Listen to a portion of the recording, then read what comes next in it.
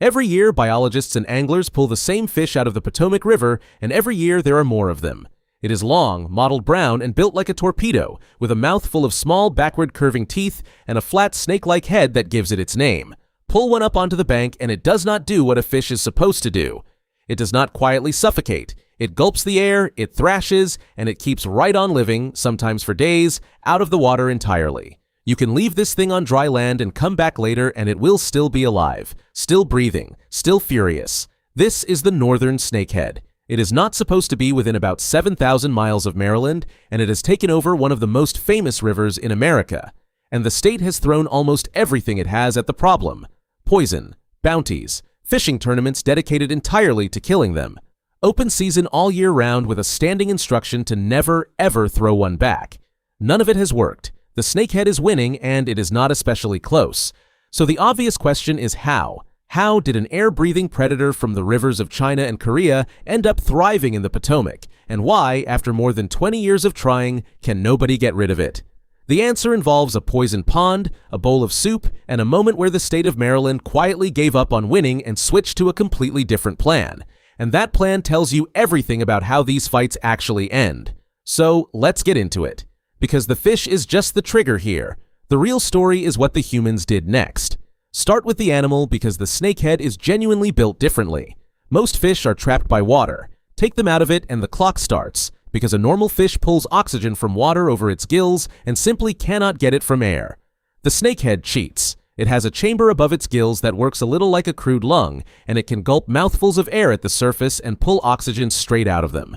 In its native waters, that is how it survives in warm, stagnant, muddy ponds where other fish would suffocate. In Maryland, it means something more unsettling. It means water is optional. As long as it stays slimy and damp, a snakehead can survive out of the water for days at a stretch. And yes, this is the part the internet lost its mind over, the idea that this thing can walk across land. You have probably seen the nickname Frankenfish, the monster fish that crawls out of the water and comes for you across the lawn. Here is the mildly disappointing truth. The snakehead can wriggle and flop its way short distances over wet ground, especially the young ones, but it is nowhere near the land-striding nightmare the headlines promised.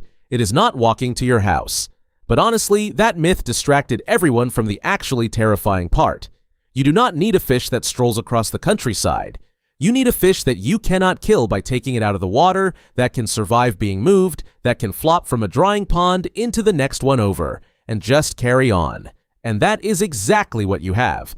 The boring truth is scarier than the myth, and it is a serious predator once it settles in. A grown snakehead can push past 2 or 3 feet long, and it eats more or less whatever fits in its mouth. Other fish, frogs, crayfish, the occasional small creature unlucky enough to be at the surface. It sits at the top of the food chain in the shallow, weedy, slow water it prefers, which is the exact kind of nursery habitat that native fish like bass and sunfish depend on to raise their own young. Drop a tireless ambush predator into that nursery, and it does not politely share. Now, a hungry air-breathing predator that is hard to kill is a problem in any river. But to understand why this particular fish became an unstoppable one, you have to go back to a small pond in Crofton, Maryland in the summer of 2002 and the moment this whole thing began. It started with an angler, someone fishing a nondescript pond behind a shopping center and a post office, across the road from a local lake, pulled up a fish that nobody could identify. It was clearly some kind of predator, toothy and strange, and it did not match anything that was supposed to live in Maryland. Photos went to the state biologists, and the biologists effectively panicked because they knew exactly what it was. A northern snakehead, a top-tier invasive predator from Asia, breeding in a pond in Maryland. And the story of how it got there is almost too perfect. As it came out later, a local man had reportedly bought a couple of these fish live from a market to make a traditional soup for a sick relative.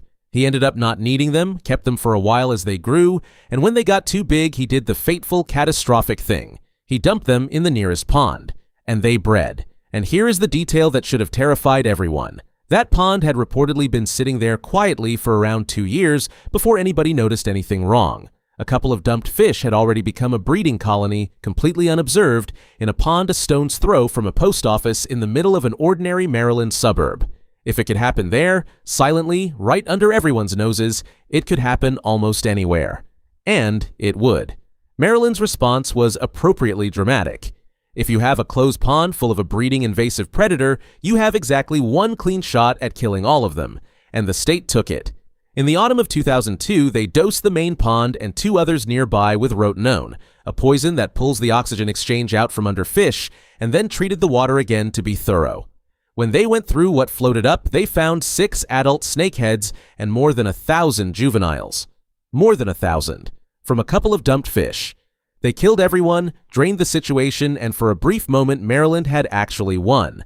The invasion was over before it started. Except it was not, because 2 years later, in 2004, snakeheads turned up in the Potomac River. A completely separate introduction, in open water this time, and that changed everything, because a river is not a pond. And the reasons this fish became permanently unkillable come in 3 parts, and they get worse as they go. The first reason is the one we already started with, and now you see why it matters so much. This fish breathes air. The single most reliable way humans kill unwanted fish is to attack the water itself, to poison it or drain it or choke the oxygen out of it, and the snakehead has a workaround for all of it.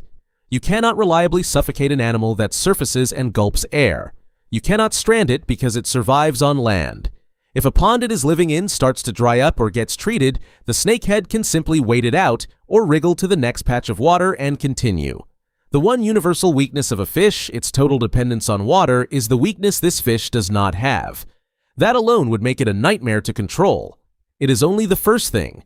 The second reason is that the snakehead is an absolute machine at making more snakeheads. A Maryland study of the Potomac population found that the females can carry eggs in 2 different sizes at once, which points to something brutal. These fish can spawn more than once in a single season, potentially twice a year, pumping out thousands of eggs each time. And they do not just scatter their eggs and swim off like most fish. Both parents guard the nest. They herd their young into a tight, bright orange ball of fry near the surface and then patrol around it aggressively, driving off anything that comes near, including much larger fish and the occasional startled kayaker. So you do not just have a fish that breeds twice a year. You have a fish that breeds twice a year and then plays bodyguard for its babies until they are big enough to become predators themselves. A population like that does not creep. It detonates. If you're enjoying watching an invasive fish quietly humiliate an entire state government, do yourself a favor and subscribe, because this channel does almost nothing else. We take the weird animal story and follow it all the way down to the part where the paperwork gives up. And you will want to be here for the third reason, because it is the one where the humans finally blink. The third reason is the simplest and the most damning. You cannot poison a river. Everything that worked in that little Crofton pond, the rotenone, the careful dosing, the total kill, depends on the water being small and closed and controllable. The Potomac is none of those things. It is a huge, flowing, connected system woven through the whole region, full of native fish and wildlife you are absolutely not allowed to wipe out as collateral damage. There is no button to press. There is no pond to nuke. Once the snakehead was loose in that kind of water, genuine eradication, the total kill Maryland pulled off in 2002 became flatly impossible. And when a state realizes it cannot win, it does not usually announce that. It quietly changes the definition of the game. So watch what Maryland actually did. First, it declared an open season on snakeheads with no real limits, and told anglers in no uncertain terms to kill every single one they caught and never return it to the water. Then came the bounty programs, tagged fish worth a cash reward to whoever caught them, and the snakehead derbies, entire fishing tournaments built around removing as many as humanly possible. Thousands upon thousands of pounds of these fish get pulled out every year. And then, in 2024, Maryland made the move that tells you exactly where this story ended up. The state officially renamed the fish. The northern snakehead, the frankenfish, the monster from the headlines, was rebranded on the books as the Chesapeake Channa. Chesapeake to make it sound local and appealing. Channa from its scientific name to make it sound like an exotic delicacy. The entire point of the new name was to get people to walk into a restaurant and happily pay good money to order it for dinner. Sit with what that actually means, because it is remarkable. That is not the language of a state trying to eradicate a pest. That is the language of a state trying to build a market for one. Maryland looked at a fish it could not poison, could not outbreed, and could not remove, and made a cold strategic decision. If you cannot kill it, you eat it. Turn the invader into a fishery. Recruit every angler and every seafood lover in the region as a permanent self-motivated removal program, forever, because the fish is never actually going away, and everyone in charge now quietly knows it. The rebrand is not a fun food story. It is the sound of a surrender being dressed up as a menu. And the genuinely annoying twist is that it works, because the snakehead is actually good to eat. The meat is firm, white, mild, and flaky, the kind of clean freshwater fillet people happily pay a premium for, which is a big part of why the live fish markets wanted it in the first place. So the rebrand is not a hard sell. Chefs took to it. It started turning up on menus as a local, sustainable, guilt-free catch, and the pitch more or less writes itself, because every plate served is one more predator pulled out of the river by a customer who is thrilled to be there. It is a genuinely clever piece of judo. It is also a total admission that the fish is now a permanent fixture of the ecosystem, because nobody builds a restaurant supply chain around an animal they still expect to disappear. And it has not slowed the spread. From that first foothold in the Potomac, the snakehead pushed outward across the whole mid-Atlantic, turning up in new rivers and creeks, moving north toward New York, south into Virginia, and even across the Chesapeake Bay onto Maryland's eastern shore. In a single recent season, tens of thousands of pounds of these invasive fish were hauled out of Maryland waters, and it barely made a dent. Think about that ratio for a second. An entire region fully mobilized, with cash bounties and tournaments and a standing kill order and its own marketing campaign, pulling these fish out by the ton, and the population simply absorbs the loss and keeps pushing into new water. That is not a fish that is losing. That is a fish treating the most determined removal effort in the region as a mild inconvenience. The tagged fish rewards keep going out, the derbies keep running, the restaurants keep serving Chesapeake Chana, and the fish keeps breeding twice a year, guarding its young, gulping air and shrugging off every single thing thrown at it, because it was built for exactly this, and we were not.